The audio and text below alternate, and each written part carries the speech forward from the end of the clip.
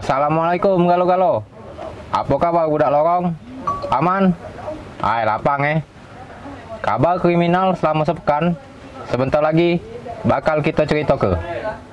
Oke, jangan kemana-mana. Tonton sampai habis biar tidak salah paham. Ini dia kabar kita pertama.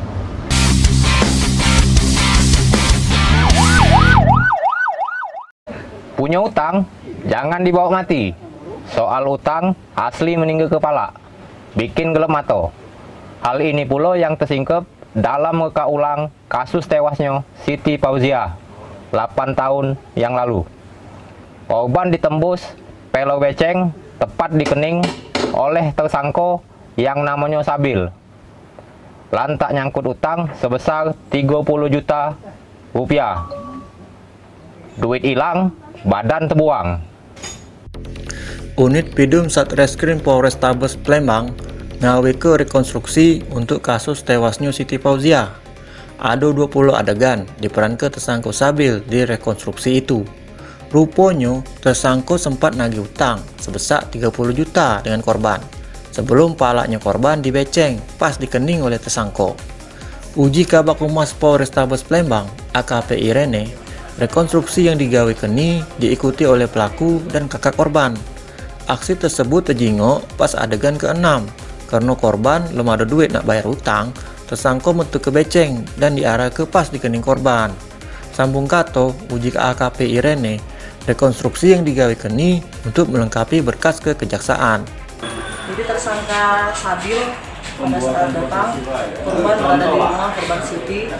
Dijelaskan, jadi pada saat tersangka mengetuk rumah, korban membuka kemudian menerima arahan dari tersangka bahwa pada intinya tersangka datang untuk menagih hutang pada korban Siti.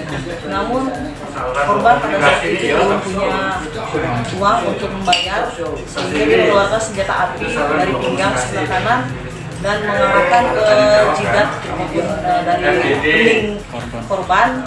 Pada saat itu korban sempat berteriak, jangan, karena tidak boleh main-main sama senjata api, tapi malah tersangka emosi dan melakukan penampakan. Nah, anggota langsung melakukan penampakan dan didapat, dan tadi sudah dilakukan rekonstruksi untuk kejadian tersebut. Reporter dan juru kamera Kurniawan, palpres.com.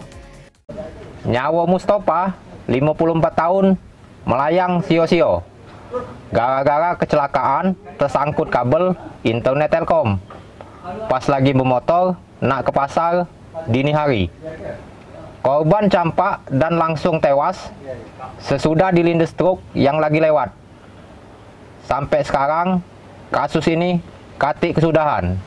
Dari pihak Telkom belum ada gerak nak tanggung jawab atau nak cak mano. Semoga cepet selesai loh ada solusi terbaik biar keluarga korban tenang.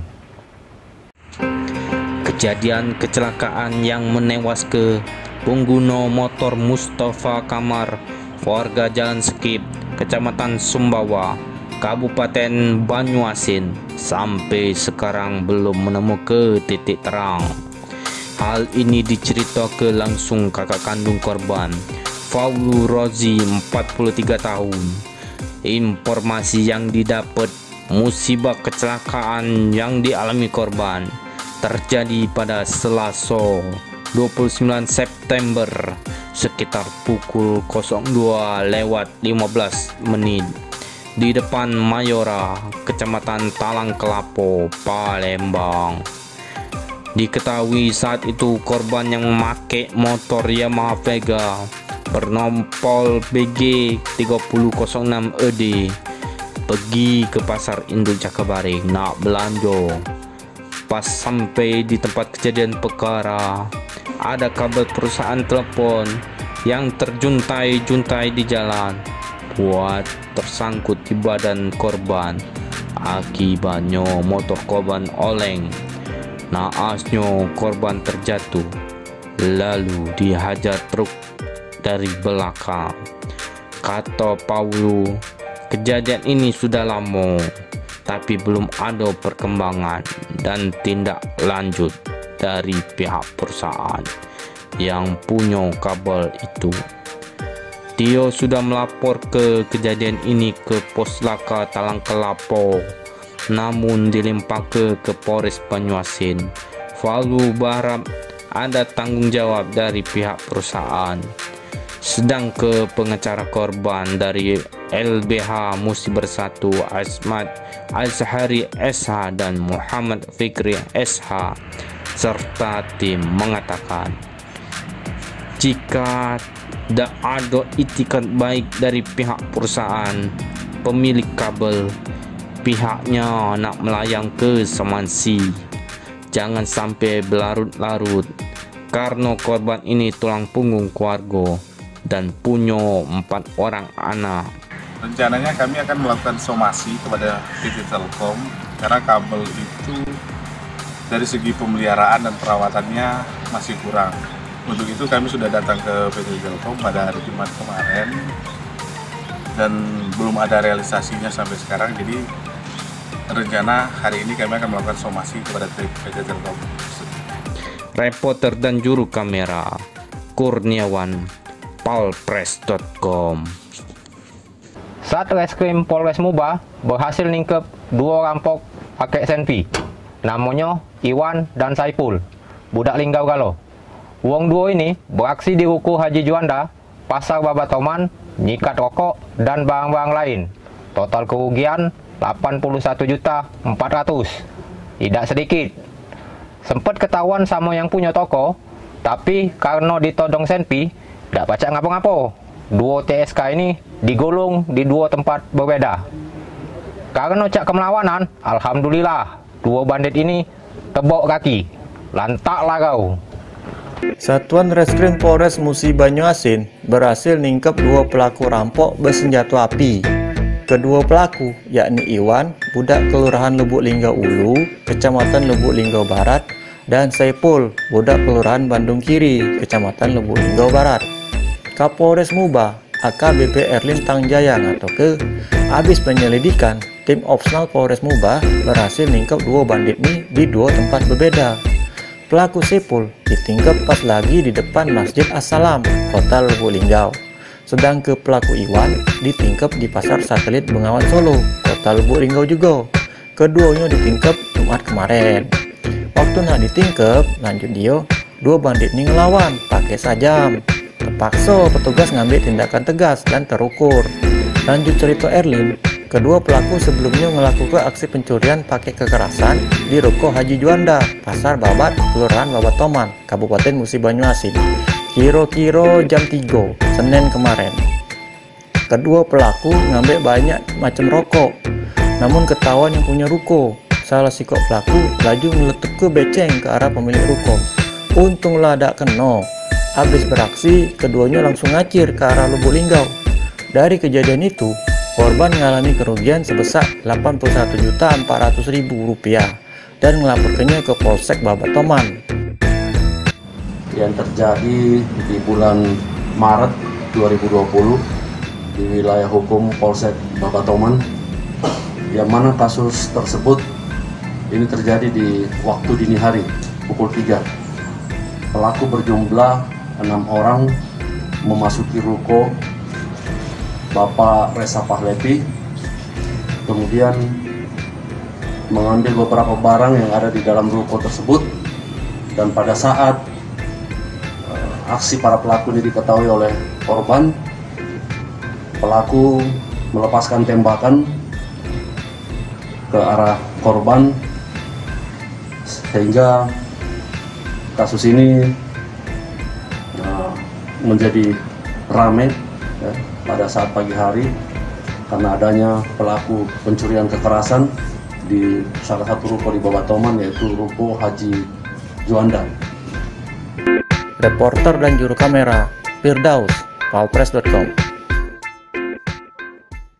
Bertempat di halaman kantor Polres Muratara, 288 batang ganja sukses dimusnahkan dak bersisa. Hasil panen tangkepan kasus di bulan Oktober. Narkoba golongan 1 ini didapat dari kebun 1 hektar di kawasan jajaran Bukit Barisan, Ulu Sungai Lake, Desa Sukaraja, Kecamatan Karangjaya. Pemusnahan ini dihadiri juga dari Pemkab Muratara. BB habis dak bersiso, pelaku musnah juga dak bersiso. Mantap dan.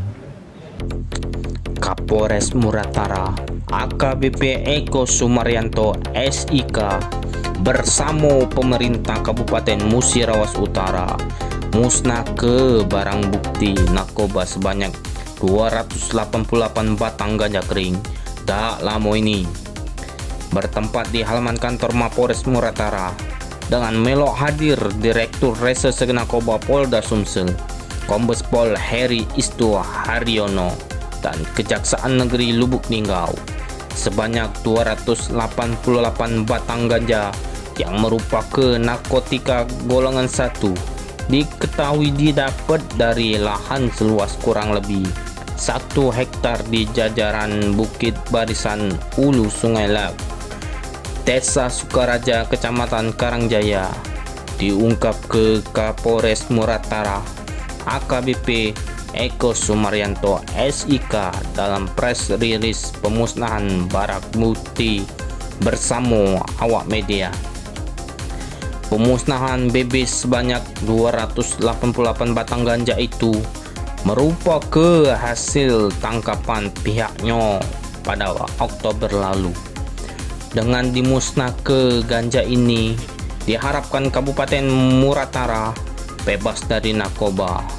Sebab narkoba itu sangat meresahkan masyarakat, baik itu korban maupun menghambat aktivitas dalam berkayo.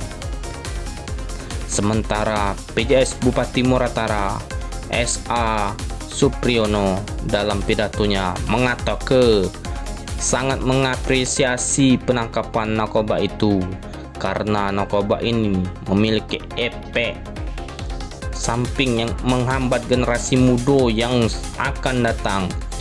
Oleh karena itu, semua pihak dia mengajak melakukan edukasi sosialisasi kepada warga yang masih belum terti tentang bahaya narkoba itu. Reporter dan juru kamera Sony Palpress.com. Oke coy, jadilah dulu cerita dunia kita hari ini. Untuk budak lorong, jangan bikin kerok. Pelembang aman dimulai dari kamu. Jangan nyemelo, mulut dan hati dijaga. Tetap berbuat baik, teruslah berbuat baik. Cak mana baik keadaannya. Jangan nyemelo, mulut sama hati dijaga. Wassalamualaikum warahmatullahi wabarakatuh. Salam budak lorong.